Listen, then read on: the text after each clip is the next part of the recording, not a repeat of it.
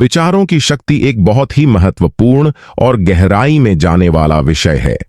हमारे विचार न केवल हमारे मानसिक और भावनात्मक स्वास्थ्य को प्रभावित करते हैं, बल्कि हमारे शारीरिक स्वास्थ्य, सफलता और समग्र जीवन की दिशा को भी प्रभावित करते हैं।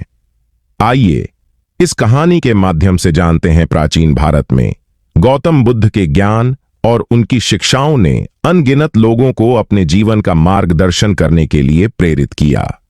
बुद्ध की शिक्षाओं का एक महत्वपूर्ण पहलू विचारों की शक्ति था, जो न केवल मानसिक शांति प्रदान करता है। एक दिन गौतम बुद्ध अपने शिष्यों के साथ एक गांव में पहुंचे। वहां उन्होंने देखा कि गांव के लोग बहुत अशांत और चिंतित थे। बुद्ध ने सोचा कि इन्हें शांति का मार्ग दिखाना चाहिए।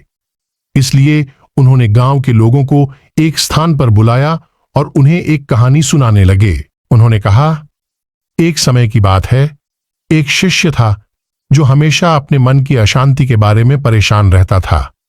वह हमेशा सोचता था कि कैसे अपने मन को शांत करे। उसने कई उपाय आजमाए, पर कोई भी तरीका उसके लिए कारगर नहीं हुआ।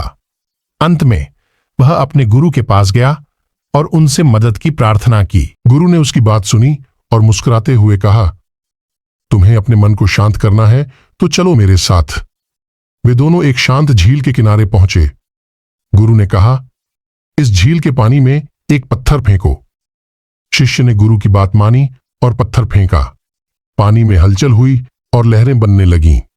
गुरु ने फिर कहा, अब इन लहरों को देखो और उन्हें शांत करने की कोशिश करो। शिष्य ने कुछ समय तक लहरों को शांत करने की कोशिश की, लेकिन असफल रहा। उसने गुरु से कहा, गुरुजी, यह असंभव है, मैं लहरों को शांत नहीं कर सकता। गुरु ने मुस्कुराते हुए उत्तर दिया, बिल्कुल सही। जब तुमने पत्थर फेंका तो लहरें उठीं और तुम्हारे प्रयासों के बावजूद शांत नहीं हुई। बुद्ध ने आनंद को एक अभ्यास करने का निर्देश दिया। आनंद, बुद्ध ने कहा, तुम्हें अगले 7 दिनों तक हर सुबह और रात यह ध्यान करना है कि तुम अपने विचारों को कैसे नियंत्रित कर सकते हो। अपने नकारात्मक विचारों को पहचानो और उन्हें सकारात्मक विचारों में बदलने का प्रयास करो। आनंद ने बुद्ध के निर्देशों का पालन किया और अगले 7 दिनों तक इस अभ्यास को नियमित रूप से किया। उसने देखा कि उसके नकारात्मक विचार धीरे धीरे कम हो रहे हैं और उसकी मानसिक शांति बढ़ रही है। शिष्य ने गुरु की बात समझी और मन को शांत करने का सही तरीका जान लिया। उसने अब अपने विचारों को स्वीकार करना और उन्हें बिना किसी हस्तक्षेप के स्वाभाविक रूप से शांत होने देना सीखा।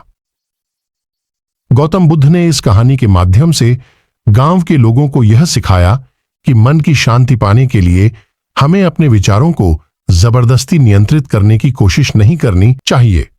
हमें उन्हें स्वीकार करना चाहिए और स्वाभाविक रूप से शांत होने देना चाहिए। इस तरह हम अपने भीतर शांति पा सकते हैं और एक संतुलित जीवन जी सकते हैं। इस कहानी से यह भी समझा जा सकता है कि मनुष्य के जीवन में समस्याएं और परेशानियां स्वाभाविक हैं।